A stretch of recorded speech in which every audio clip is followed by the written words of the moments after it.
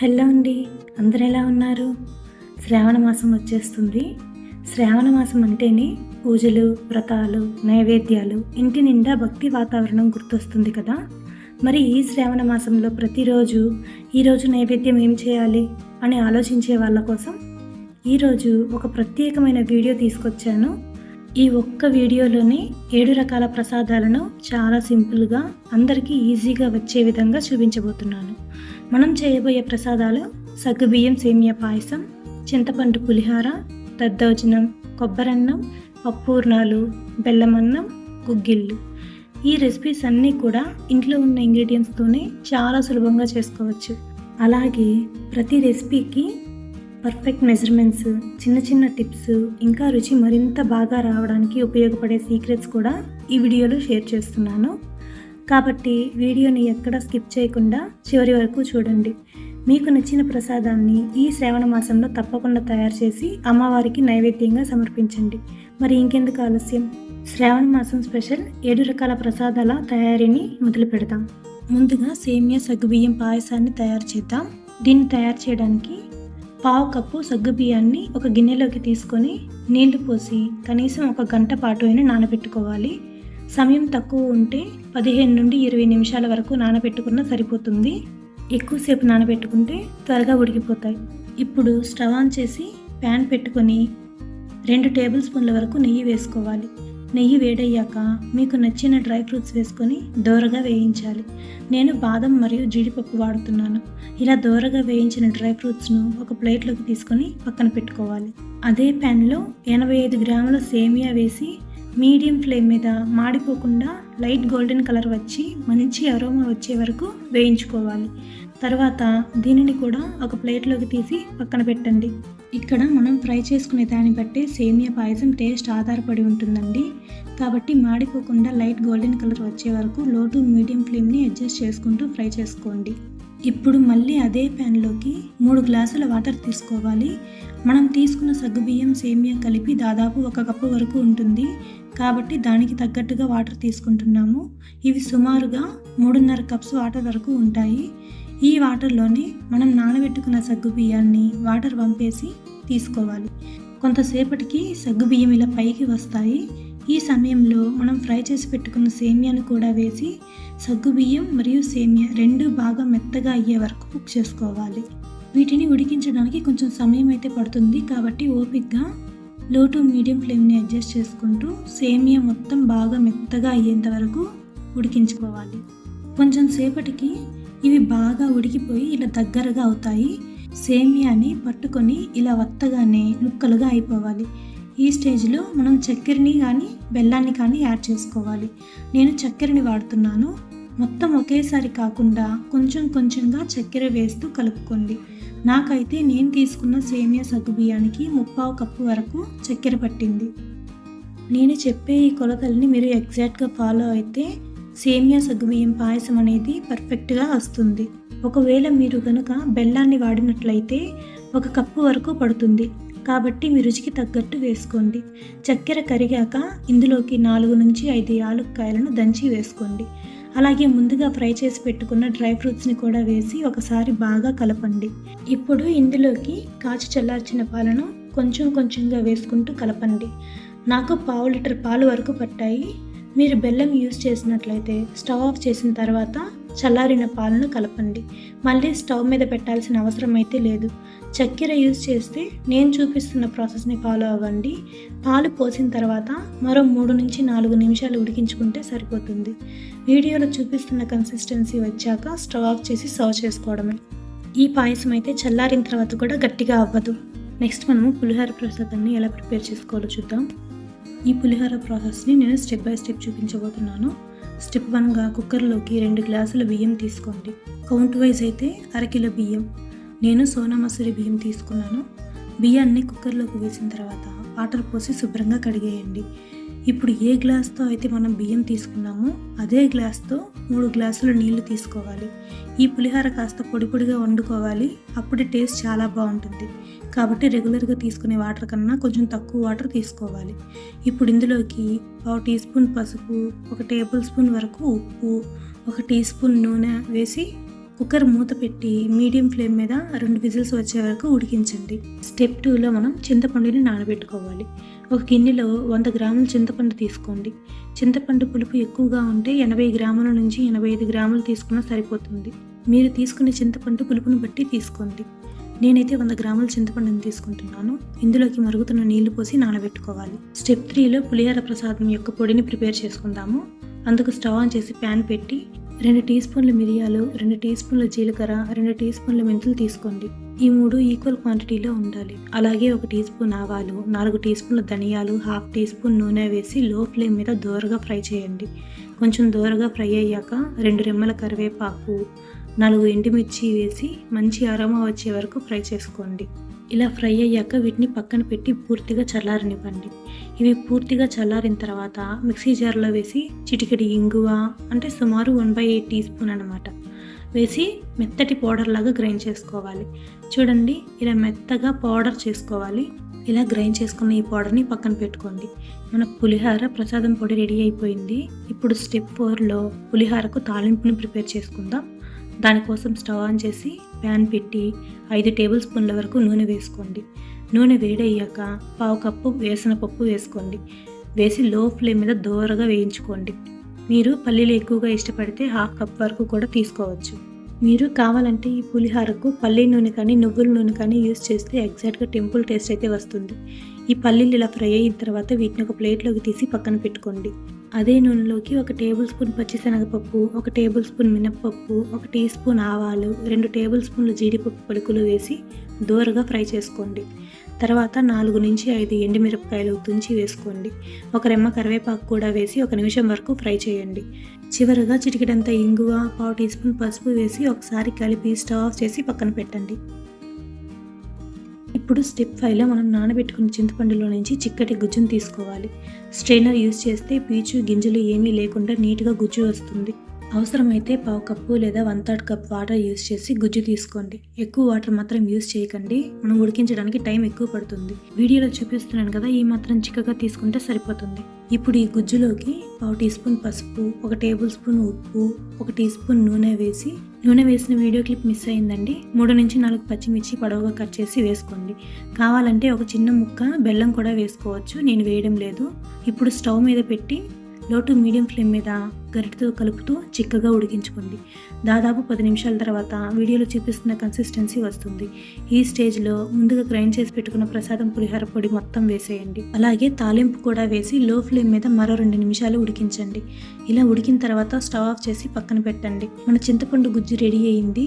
దీనిని ఫ్రిడ్జ్లో స్టోర్ చేసుకొని కావాల్సినప్పుడు వేడి అన్నంలో కలుపుకొని కూడా తినొచ్చు. ఇప్పుడు స్టెప్ 6లో రైస్తో పులిహార ప్రిపేర్ చేద్దాం. కుక్కర్లో ఉన్న గ్యాస్ అంతా పోయిన తర్వాత మూత తీసి చూపిస్తున్నాను చూడండి. అన్నం ఇలా పొడి పొడిగా ఉడికిపోవాలి.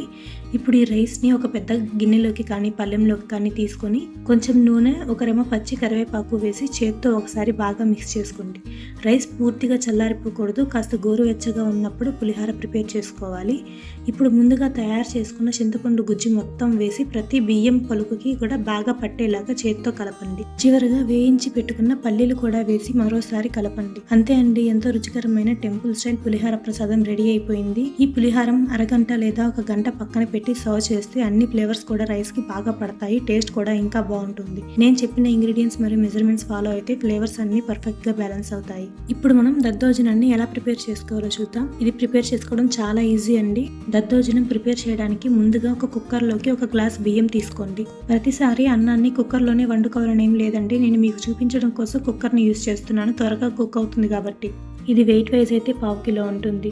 బియ్యాన్ని వాటర్ పోసి శుభ్రంగా కడిగాక 1 గ్లాస్ బియ్యానికి 2 గ్లాసులు నీళ్లు పోసి కుక్కర్ మూత పెట్టి మీడియం ఫ్లేమ్ మీద 2 విజిల్స్ వచ్చే వరకు ఉడికించండి. అన్నం ఉడికేలోపు మనం తాలింపును ప్రిపేర్ చేసుకుందాము. స్టవ్ ఆన్ చేసి ప్యాన్ పెట్టి 3 టేబుల్ స్పూన్ల వరకు ఆయిల్ వేసుకోండి. 1 టేబుల్ స్పూన్ నెయ్యి వేసుకోండి. మీకు కావాలంటే ఈ తాలింపు అంతా కూడా నెయ్యితోనే చేసుకోవచ్చు, టేస్ట్ ఇంకా బాగుంటుంది.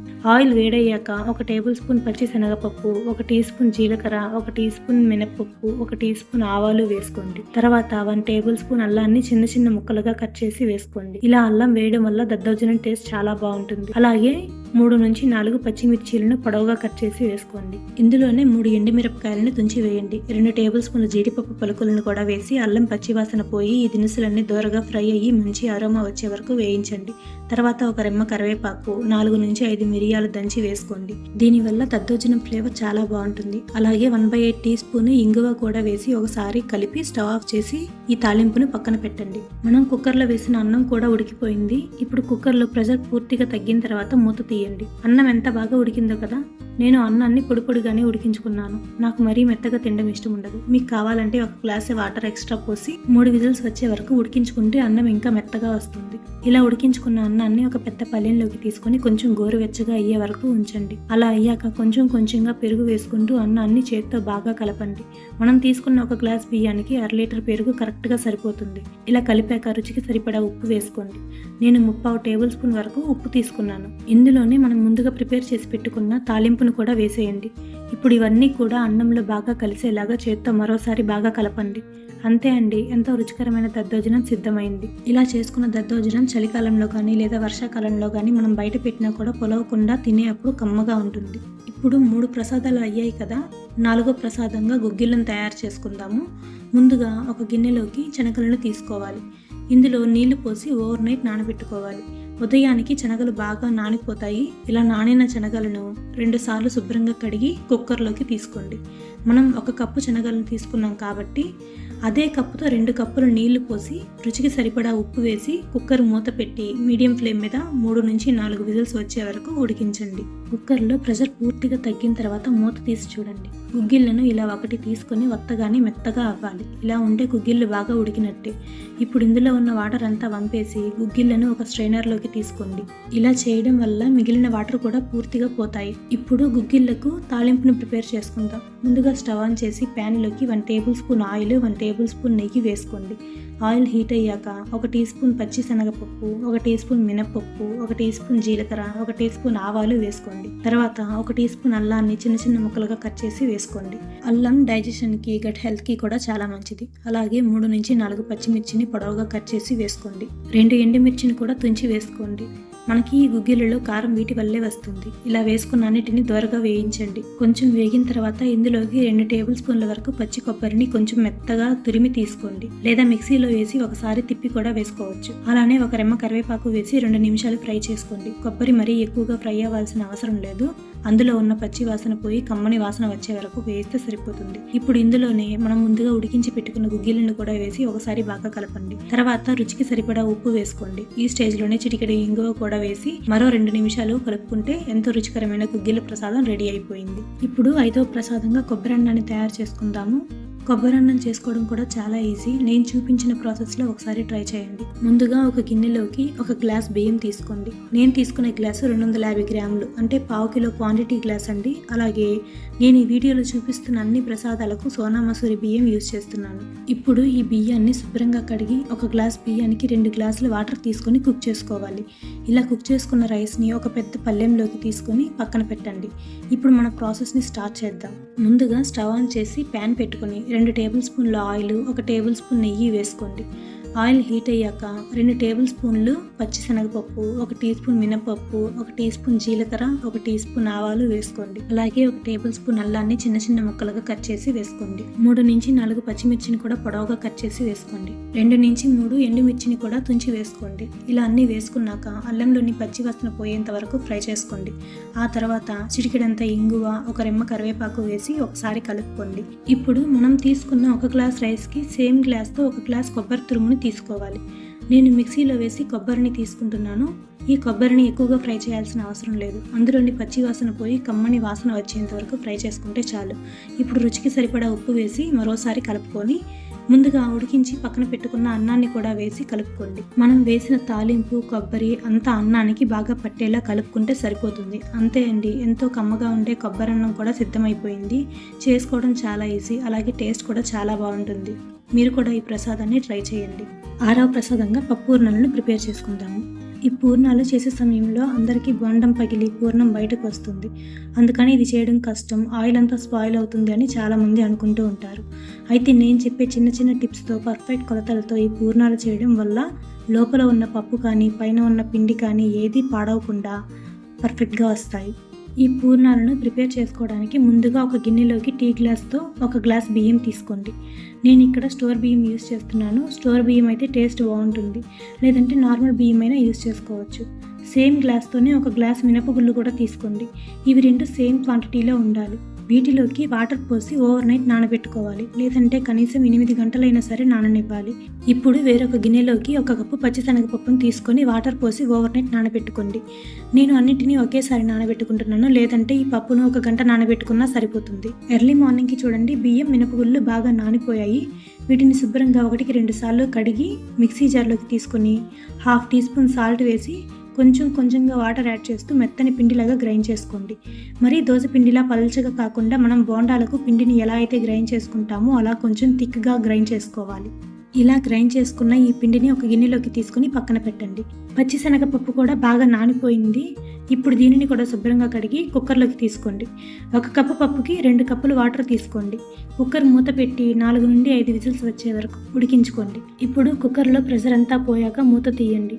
పప్పు ఇలా మెత్తగా ఉడికిపోవాలి. ఇలా ఉడికిపోయిన పప్పుని స్ట్రైనర్లోకి తీసుకొని వాటర్ అంతా వంపేయండి. ఇలా వంపేసిన వాటర్ని వేస్ట్ చేయకుండా పప్పుచారులోకి కానీ సాంబార్లోకి కానీ యూజ్ చేసుకోవచ్చు. పప్పు ఇలా చేత్తో పట్టుకుంటే మెత్తగా అయిపోవాలి. ఇప్పుడు స్టవ్ ఆన్ చేసి ప్యాన్ పెట్టి ఈ పప్పును వేసుకొని ఒక గింటె సహాయంతో ఇలా మ్యాష్ చేసుకుంటే మెత్తగా మిదిగిపోతుంది. ఇలా మ్యాష్ చేశాక మనం పప్పు ఎంత తీసుకున్నామో సేమ్ అంతే బెల్లం తీసుకోవాలి. మనం 1 కప్పు పప్పు తీసుకున్నాం కాబట్టి 1 కప్పు బెల్లం తీసుకుంటున్నాను. బెల్లం వేశాక ఒకసారి బాగా కలపండి. బెల్లం అంతా కరిగిపోయి పప్పు ఇలా కొంచెం వాటరీగా అవుతుంది. ఈ టైంలో 4 నుంచి 5 యాలక్కాయలను దంచి వేసుకోండి. దీనిని మరికొంతసేపు కలుపుతూ ఉడికించుకుంటే కొంతసేపటికి ఇలా ప్యాన్ నుంచి సపరేట్ అవుతుంది. ఇలా అయితే పప్పు ఉండలు చేసుకోవడానికి కరెక్ట్ కన్సిస్టెన్సీకి వచ్చినట్లే. ఇప్పుడు ఇందులో 1 టీ స్పూన్ లేదా 1 టేబుల్ స్పూన్ నెయ్యి వేసుకోండి. దీనివల్ల టేస్ట్ చాలా బాగుంటుంది. అలాగే పప్పును ఉండలు చేసేటప్పుడు చేతికి అతుక్కోకుండా ఉంటుంది. ఇప్పుడు అంతా ఒకసారి బాగా కలపండి. చూడండి, ఇలా కొంచెం పప్పును తీసుకొని చేత్తో ఉండలా చేసినప్పుడు ఈ విధంగా బాల్ ఫామ్ అవ్వాలి. ఇప్పుడు స్టవ్ ఆఫ్ చేసి పప్పు కొంచెం గోరువెచ్చగా అయ్యేంత వరకు పక్కన పెట్టండి. ఇప్పుడు ఈ పప్పుని ఒకసారి కలిపి కొంత పప్పును చేతిలోకి తీసుకొని మీకు నచ్చిన సైజులో ఉండలు ప్రిపేర్ చేసి పక్కన పెట్టుకోండి. ఇప్పుడు స్టవ్ ఆన్ చేసి బాండీ పెట్టుకొని డీప్ ఫ్రైకి సరిపడా ఆయిల్ తీసుకొని ఆయిల్ హీట్ అవ్వనివ్వండి. చూడండి, నేను ఇలా ఉండలను చేసి పెట్టుకున్నాను. ఇప్పుడు ఈ ఉండలలో ఒకదాన్ని ముందుగా గ్రైండ్ చేసుకున్న బియ్యం పిండిలోకి తీసుకొని ఉండ అంతా కవర్ అయ్యేలా పిండి పట్టించండి. తర్వాత కింద ఉన్న ఎక్స్ట్రా పిండిని గిన్నె అంచుకి ఇలా లాగితే సరిపోతుంది. ఆయిల్ హీట్ అయ్యాక ఇలా కొంచెం పిండిని నూనెలో వేయగానే 1 సెకండ్ ఉండి పైకి తేలాలి. అలా ఉంటే పూర్ణాన్ని నూనెలో వేసుకొని మీడియం ఫ్లేమ్ మీద ఫ్రై చేసుకోవాలి. ఉండ వేసిన తర్వాత కొంచెం నూనెను ఇలా పైన కూడా వేయండి. అప్పుడు రెండో వైపుకి టర్న్ చేసినప్పుడు పిండి అంటుకోకుండా పూర్ణం పగలకుండా ఉంటుంది. ఇలా 2 వైపులా గోల్డెన్ కలర్ వచ్చే వరకు ఫ్రై చేసుకోండి. ఇలానే మిగిలిన వాటిని కూడా ఆయిల్లో వేసుకొని మీడియం ఫ్లేమ్ మీద 2 వైపులా గోల్డెన్ కలర్ వచ్చేంత వరకు ఫ్రై చేసుకుంటే సరిపోతుంది. ఇప్పుడు మనం చివరి ప్రసాదంగా పొంగలిని ఎలా వండుకోవాలో చూద్దాం. ముందుగా 1/4 కిలో గ్లాస్లో 1/2 గ్లాస్ బియ్యం తీసుకుంటున్నాను. మీకు కావాలంటే 1 ఫుల్ గ్లాస్ అంటే 1/4 కిలో బియ్యంతో కూడా చేసుకోవచ్చు. వీటిలో వాటర్ పోసి శుభ్రంగా కడిగి పక్కన పెట్టండి. బియ్యాన్ని నానబెట్టాల్సిన అవసరం లేదు. ఇప్పుడు స్టవ్ ఆన్ చేసి ఒక గిన్నె పెట్టుకోండి. నార్మల్గా అయితే ఈ ప్రసాదాన్ని ఇత్తడి గిన్నెలో చేసుకుంటారు. నేను మీకు చూపించడం కోసం చేస్తున్నాను కాబట్టి నార్మల్ గిన్నెలోనే చేస్తున్నాను. 1/2 గ్లాస్ బియ్యానికి 1.5 గ్లాస్ వాటర్ తీసుకుంటున్నాను. ఇందులోనే 1 గ్లాస్ పాలు కూడా తీసుకోండి. అంటే 1 గ్లాస్ బియ్యానికి మొత్తం 5 గ్లాసులు నీళ్లు లేదా పాలు యూజ్ చేసి ఈ పొంగలిని చేసుకుంటారు.